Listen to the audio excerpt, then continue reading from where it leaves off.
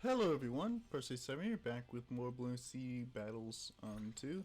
I'm sure you've heard the big news by now. 1.1 Battles 2 is coming out pretty soon. With that, they're adding Churchill as the first hero.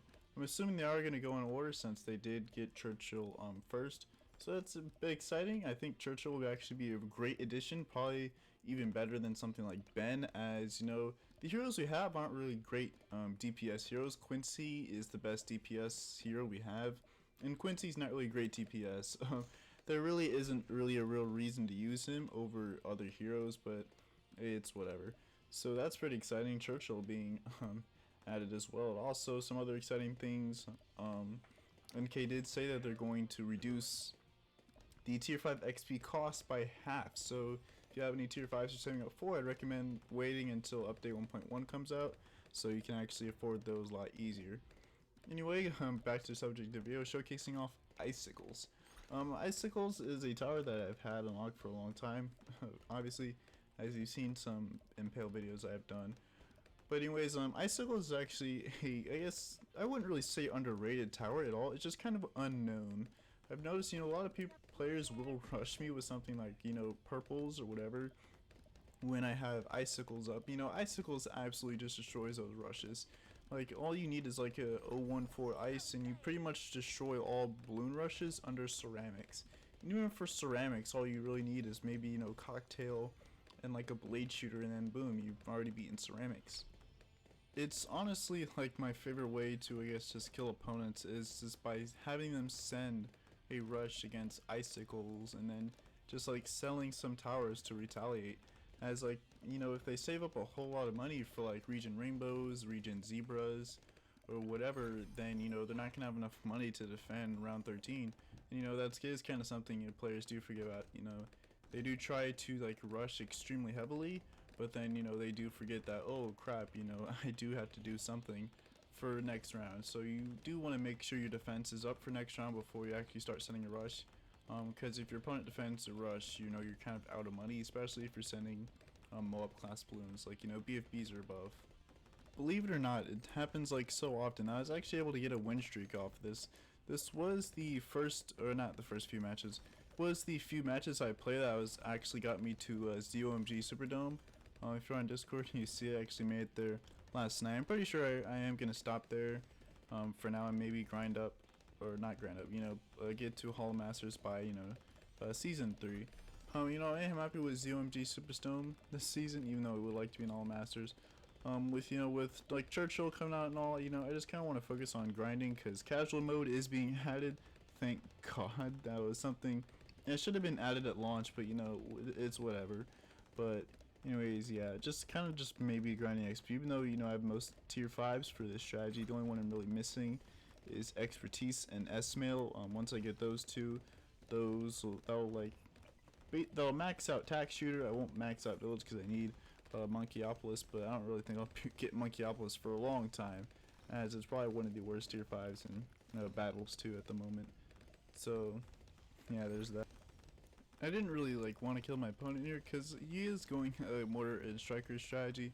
I myself am trying to, I guess, use a mortar and just striker strat general. On my ult account, I am grinding up XP for mortar bomb druid. I don't really think that's going to be a great strat or anything, but it is just something I am curious just to try out, see how good druids, or not really druids are, how good bomb mortar strats are. Because again, I am interested in using mortar. It's just that starting with it is something you can't do. You will link to pinks and whites a lot. So my opponent sends boosted purples here, which does absolutely nothing against Icicles. Like it did I don't even think I had to boost back. I still have a whole 3 of my boosts. And so that is just a huge blow to him, as he's down a lot of money. And the fact that, I end up coming on top due to fight. I don't even have to upgrade, nor do I have to boost for this. So he probably could have went in on round 13, but he didn't have enough money for that. I sent a few region rainbows as I wasn't sure if Shell Shock would be more than enough what he needed in order to beat boosted region rainbows, but it seems that it is more definitely not enough in order to beat that. I'm not even sure you beat that with mortar. I guess maybe artillery battery, but that's kind of expensive to afford by then.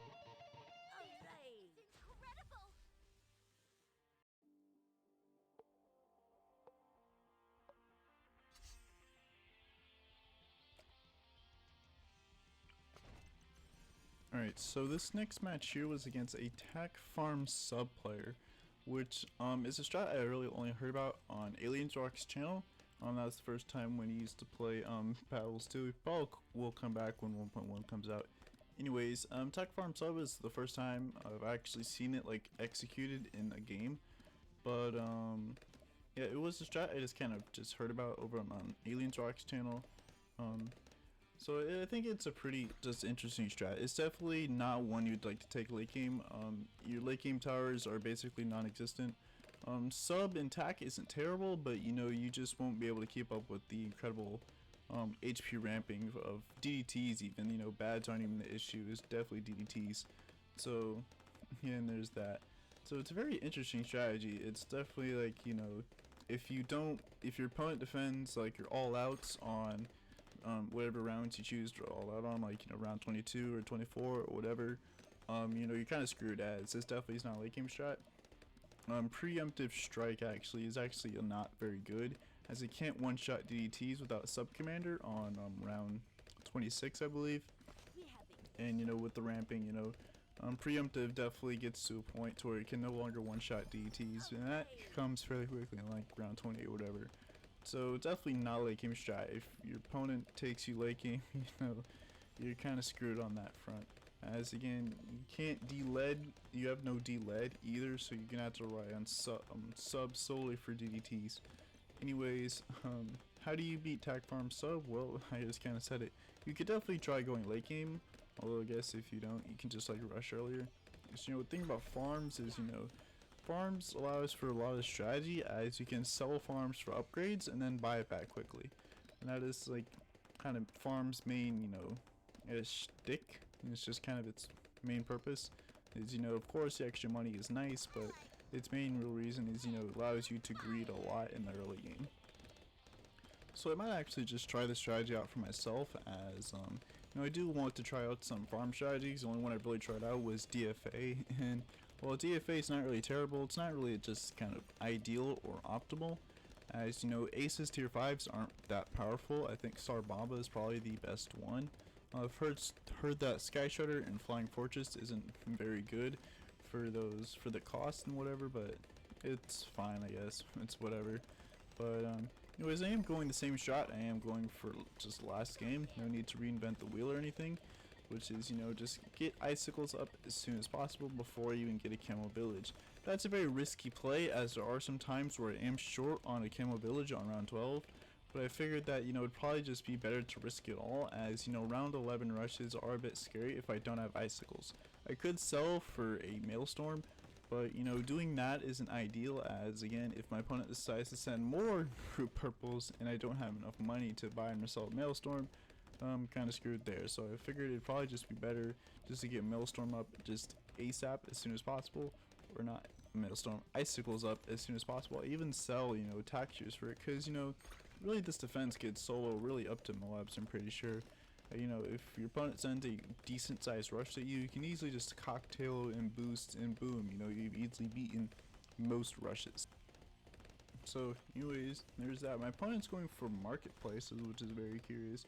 And I assume that the general strategy was just to go for you know, two 200s into banana plantations, and then you sell for BRF on like, I think you can afford BRF on like round 16, 17, around there.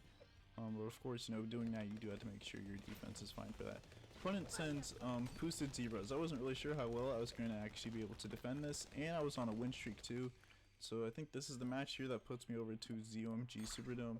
So I just wanted to make sure I fully defend that rush. Of course, you know, it was scary for me, seeing as he did have farms. I did notice that he has no camo detection, which is not good. So he does end up getting sub just a bit too late. He probably should have gotten the camo detection first before actually sending that rush at me, but you know, it's whatever. Anyways, ZOMG Superdome. Happy I made it here. I never really thought I would actually make it to ZOMG when the game first came out, but you know, just hey, you know, surprise yourself sometimes.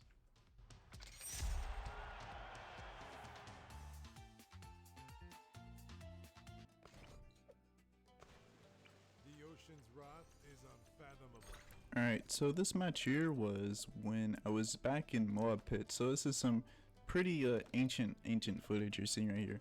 I was sifting through some old footage as I saw that, you know, I did have some old footage I didn't really show or use yet, and I figured it was probably worth showing it since it is relevant to the, I guess, video idea that I wanted to go through. And this guy is going for a Oban into Ninja start. 1.1 will probably allow Ninja starts to actually work without actually having to boost for early game, which is pretty exciting.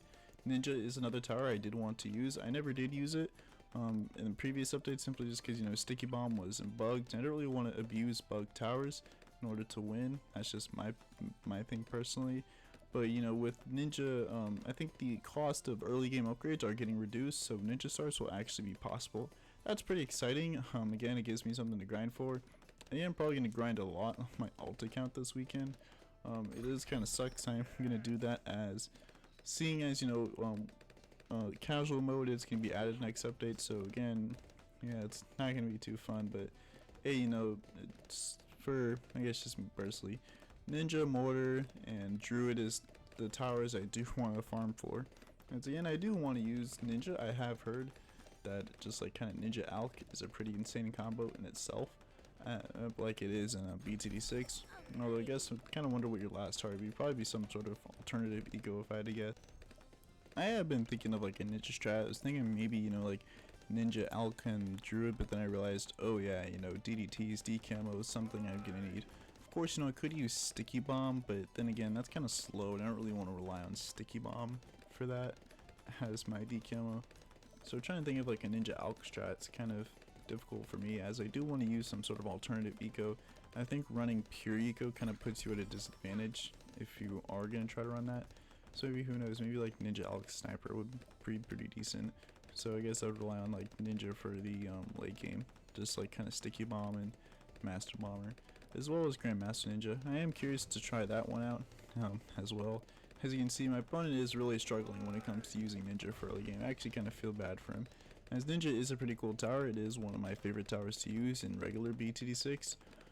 But it's just kind of a shame here that, you know, the upgrades are so expensive that for early game it's not really ideal. And I guess that's fine, you know, not every tower needs to be just an early game demolisher, like, you know, Tack, Dart, or something else. But again, it is just kind of, and I would like to see it be just like kind of a bit better. The vibe I get from Ninja is kind of, you know, it sucks early game. Well, not really sucks early game, but, you know, mid and late game is where it really shines. As Ninja definitely is a mid to late game tower, just due to the nature of the tower. Now, as you can see, I am going for Camo Village first. This was way before, like, you know, way before I actually like developed my way of playing, you know, Battles 2. Again, you know, going for Camo Village first makes me very weak and vulnerable to round 11 rushes, which is why I go for Icicles first. As you know, losing a few too many games to round 11 purples, you know, selling for Maelstrom again does work for that if you can afford it. But then again, your opponent can just easily send another wave, and you most likely won't have money to afford that as well. So, anyways, that's why I go for Icicles instead of going for Camo Village first. Of course, this means I go for a Camo Village, you know, fairly early. In this match, I didn't go for it early because I got hot shots, even though I could have put Gwen on strong, and that would have been more than enough to actually afford what I really just needed. Especially since here, you know, I don't really use ice too much in the early game. So my opponent here goes for Flash Bomb, which is very curious. I'm guessing it's to prepare for next round rushes.